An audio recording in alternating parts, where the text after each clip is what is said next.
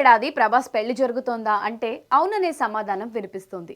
ప్రభాస్ పెద్దమ్మ కూడా ఈ మధ్య అలాంటి హింటే ఇచ్చారు. ప్రభాస్ తప్పకుండా పెళ్లి చేసుకుంటాడు అని చెప్పేశారు. దాంతో ప్రభాస్ పెళ్లి చర్చ మళ్ళీ మొదలైంది. ఇలాంటి తరుణంలో అనుష్క పేరు కూడా తెర మీదకి వస్తుంది. ప్రభాస్ అనుష్కపై చాలా కథనాలు నడిచాయి. జాతకాలు కలవకపోవడంతో వీరిద్దరూ విడిపోవాల్సి వచ్చిందని కూడా చెప్పుకొనొచ్చారు. జాతకాలు మూలంగానే వీరి పెళ్లికి బ్రేక్ పడుతుందన్న రూమర్స్ వెల్లువెత్తాయి. అదంతా పక్కన పెడితే ప్రభాస్ అనుష్క స్క్రీన్ పై మంచి జోడీగా పేరు తెచ్చుకున్నారు. 2009లో వచ్చిన బిల్లా, 2013లో వచ్చిన మిర్చి తర్వాత బాహుబలిలో వీరిద్దరూ కలిసి నటించారు. వీరిద్దరి స్క్రీన్ కెమిస్ట్రీ ఓ రేంజ్లో వర్కౌట్ అయింది. మిర్చి మూవీ షూటింగ్ సమయంలో వీరి మధ్య ప్రేమ చిగురించిందని అంటూ ఉంటారు. కానీ ఎప్పుడూ వీరిద్దరూ ఆ విషయం గురించి ఎక్కడా మాట్లాడలేదు.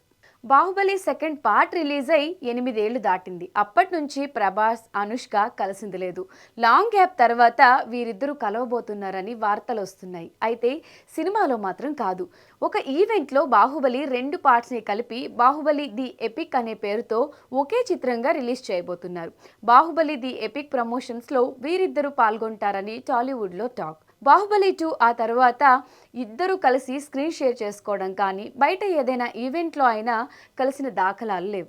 మరో నెలలో ప్రభాస్ తన 46వ పుట్టినరోజు జరుపుకోబోతున్నాడు. ఆ రోజే ప్రభాస్ పెళ్లికి సంబంధించిన న్యూస్ అఫీషియల్గా ప్రకటిస్తారని ఫిలిం సర్కిల్లో చెప్పుకుంటున్నారు. చివరికి పెద్దలు కుదిర్చిన పెళ్లికే ప్రభాస్ ఓకే చెప్పాడని తెలుస్తోంది.